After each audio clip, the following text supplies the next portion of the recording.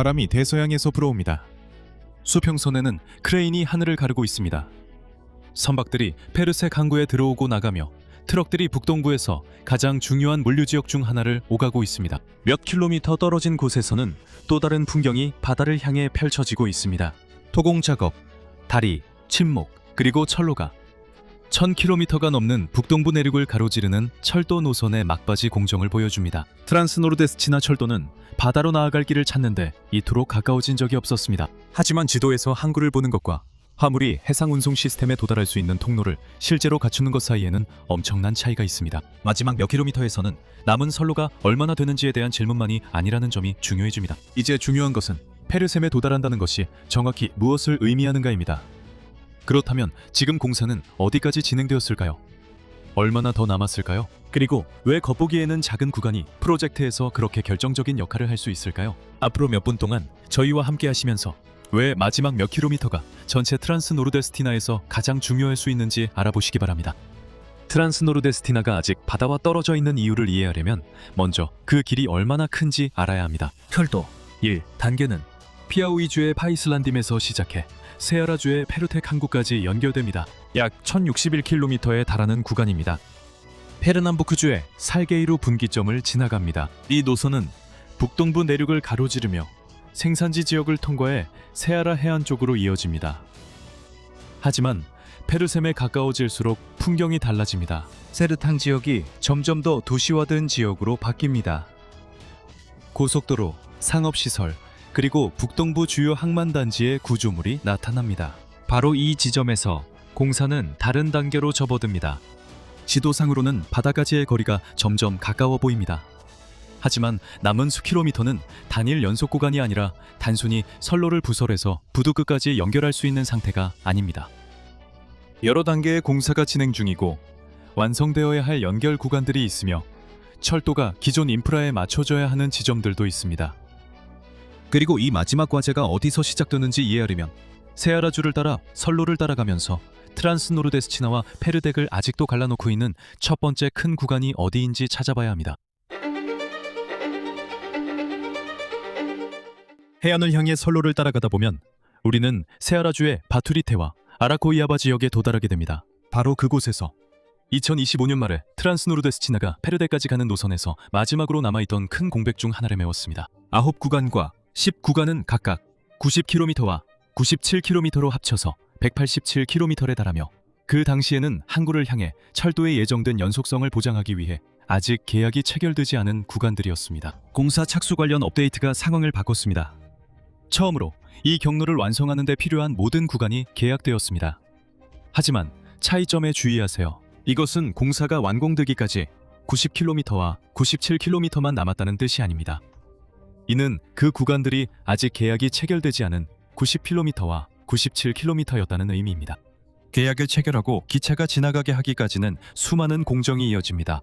먼저 토지 평탄화, 절개, 성토, 배수, 교량, 고가교 등 철도의 기초를 이루는 다양한 구조물들이 시공됩니다. 그 다음에는 자갈, 침목, 레일, 그리고 상부 구조의 다른 요소들이 등장합니다. 즉, 마지막 계약상의 공백을 해소한 것은 결정적인 단계였지만 실제로 회랑을 완전히 연결했다는 의미는 아니었습니다. 그리고 또 하나 중요한 점이 있습니다. 9구간과 10구간. 이 끝나도 트란스노르데스티나의 지도는 아직 끝나지 않습니다. 그리고 더 앞으로 가서 페르덱에 아주 가까운 곳에 훨씬 더 짧은 구간이 있습니다. 지도를 한번 보세요.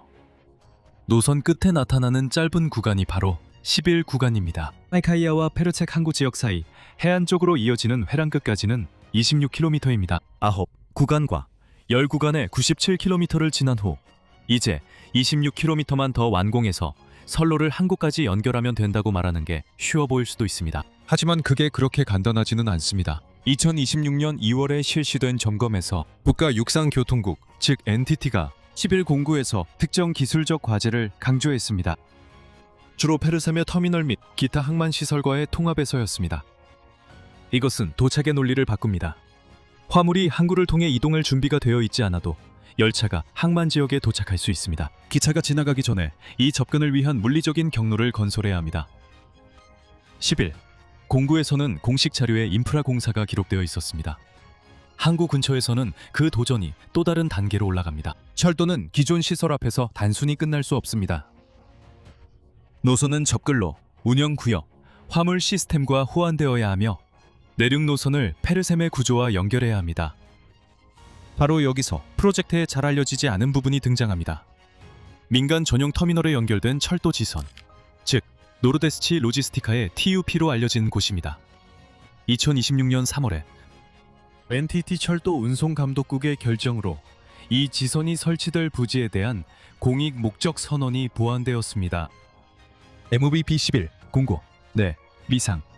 벨리아에서 페르첸 한 구간입니다. 이 문서는 이 지역이 트란스노르데스치나 로지스티카의 운영권이 부여된 철도망의 두 지점 사이에 위치해 있음을 명시하고 있습니다. 이 결정은 수용을 허가했으며 인허가 및 기타 의무 사항은 계속 요구된다고 강조했습니다. 따라서 선적전에 극복해야 할 물리적인 순서가 있습니다. 노반을 다지고 컨을 설치하고 지선을 통해 접근을 구축하고 화차를 받아들일 시설과의 연계 체계를 구축할 것입니다. 그리고 반대편에는 대규모 토목 공사가 있을 것입니다. 항만 프로젝트에는 철도 고가도로, 광석 하역용 다리, 곡물 하역을 위한 철도 호퍼가 포함되어 있습니다. 이러한 구조물들은 마지막 몇 킬로미터를 단순한 선로 연장으로 볼 수 없는 이유를 보여줍니다.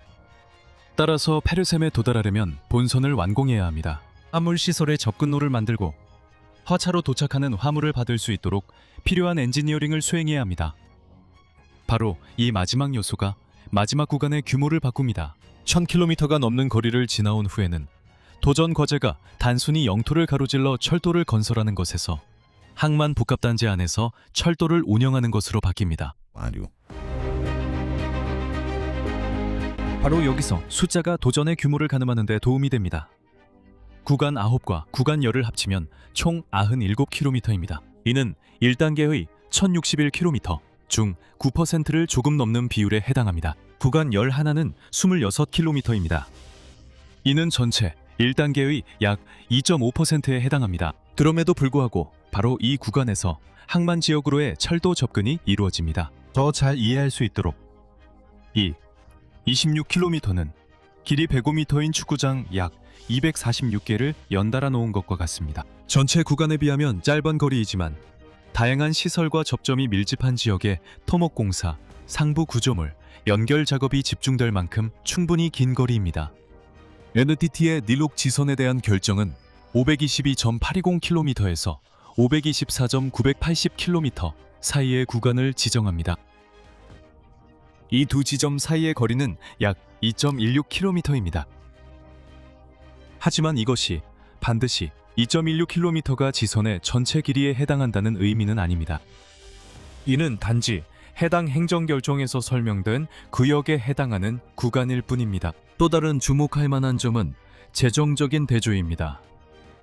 노르데스치 로지스티카의 TUP는 13억 헤알의 투자가 발표되었습니다. 반면 트란스노르데스치나에서 발표한 전체 예산은 약 150억 헤알에 달합니다.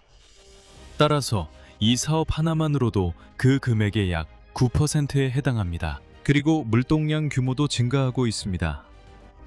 발표된 기대치는 첫 해에 약 600만 톤입니다. 점차적으로 연간 3천만 톤의 처리 능력에 도달할 수 있을 것입니다. 이 규모를 이해하기 위해 엠브라파에 따르면 브라질은 2023년에 약 1억 6,100만 톤의 곡물을 수출했습니다. 터미널의 연간 3천만 톤의 예상 처리 능력은 전체의 거의 19%에 해당하는 양입니다. 하지만 이것은 단순히 규모를 비교한 것일 뿐이라는 점을 강조할 필요가 있습니다. TUP는 곡물만을 전용으로 사용하는 시설이 아닙니다. 또한 광물, 비료, 일반 화물, 컨테이너도 취급할 수 있습니다. 이것이 마지막 구간을 잘 요약해줍니다. 바다까지의 거리가 짧아질수록 각 킬로미터마다 집중되는 복잡성은 더 커집니다. 바로 그렇기 때문에 사설 터미널이 매우 중요한 역할을 맡게 됩니다. 2026년 6월 이 공사가 시작된 이 프로젝트는 13억 헤알의 투자가 발표되었습니다. 이 단계에서는 광석 하역을 위한 다리, 철도 고가도로, 곡물 하역을 위한 호퍼가 건설될 예정입니다. 설계된 처리 용량은 곡물, 광석, 비료, 일반 화물 및 컨테이너를 포함하여 연간 3천만 톤까지 점진적으로 증가할 예정입니다. 그리고 여기서 또 다른 중요한 차이점이 나타납니다. 철도 1. 단계의 완공은 여전히 2027년을 목표로 하고 있습니다. 반면 민간 전용 터미널의 공사 시작은 2028년으로 계획되어 있습니다. 다시 말해, 기차는 이러한 접근을 완전히 통합된 물류망으로 전환하는 데 필요한 모든 인프라가 갖춰지기 전에 항만구역에 도달할 수 있다는 뜻입니다. 그리고 완공된 철도와 준비된 물류 시스템 사이의 이 차이가 실제로 무엇이 아직 부족한지를 이해하는 열쇠입니다. 이제야 비로소 모든 조각을 맞출 수 있습니다. 마지막 구간들이 완공되어야 하고 철도 접근성, 항만시설, 그리고 화물을 수용하기 위한 필수 구조물들도 마무리되어야 합니다. 하지만 콘크리트, 쇠석, 그리고 철로가 완성된 후에 일어나는 단계가 있습니다. 모든 것을 실제로 작동하게 만드는 것입니다. 완공된 구간들은 실제로 운행에 들어가기 전에 테스트를 거칩니다. 그리고 이 과정은 이미 시작되었습니다. 2025년 12월에 트란스노르데스치나를 벨라비스타 두 피아우이와 세아라주의 이구아투 사이 약 585km 구간에서 시험 운행을 실시했습니다. 20량의 화차로 구성된 열차로 진행됐습니다. 즉, 화물은 이미 완공된 철도 구간에서 운송이 가능합니다. 하지만 이것이 폐셈까지의 전체 구간이 완공됐다는 의미는 아닙니다. 바로 이 부분에서 날짜가 혼동을 줄 수 있습니다. 철도 구간의 물리적 완공과는 별개의 문제입니다. 또 다른 것은 철도 회랑을 실제로 운영하는 것입니다. 그리고 또 다른 것은 항만 연결이 계획된 전체 용량으로 작동하는 것입니다. 그래서 누군가가 트란스노르데스치나가 특정 날짜에 완공됐다고 말할 때 무엇을 위한 준비가 끝났다는 뜻인지 물어볼 필요가 있습니다. 1단계는 공개된 일정에서 2027년을 목표로 하고 있습니다. 한편 너데스테 로지스티카의 민간 전용 터미널은 2028년에 운영을 시작할 예정입니다. 따라서 2027년 이 반드시 전체 물류체인이 최종 형태로 운영을 시작하는 시점을 의미하는 것은 아닙니다. 수년간의 공사 끝에 트란스노르데스치나 단 하나의 결승선만을 가는 것이 아닙니다. 여러 개의 결승선이 있을 것이며 각각은 폐퇴까지 가는 길의 다른 단계를 의미합니다. 1000km가 넘는 거리를 북동부 내륙을 가로질러 온 후 이제 트란스노르데스치나의 도전은 지도에서 점점 더 작은 구간에 남아 있습니다. 하지만 바로 이 구간의 몇 킬로미터가 접근을 실질적인 연결로 바꿔야 하는 구간입니다. 선로와 지선, 물류 인프라와 항만이 유기적으로 함께 작동할 때에만 폐셈을 통한 반출 경로가 완성될 것입니다. 트란스노르데스치나에게 바다를 만난다는 것은 단순히 바다가 보인다는 것 이상입니다. 여기까지 이 영상을 시청해 주셔서 감사합니다. 트란스노르데스치나가 폐셈 항구에 도달하는 것에 대한 이 정보들에 대해 어떻게 생각하시나요? 이 항구에 도달하는 것이 목적지라는 사실을 알고 계셨나요? 댓글로 여러분의 의견을 남겨주세요. 모든 댓글을 읽게 되어 기쁩니다. 저는 여기서 인사드리겠습니다. 따뜻한 인사를 전하며 다음 영상에서 뵙겠습니다. 그럼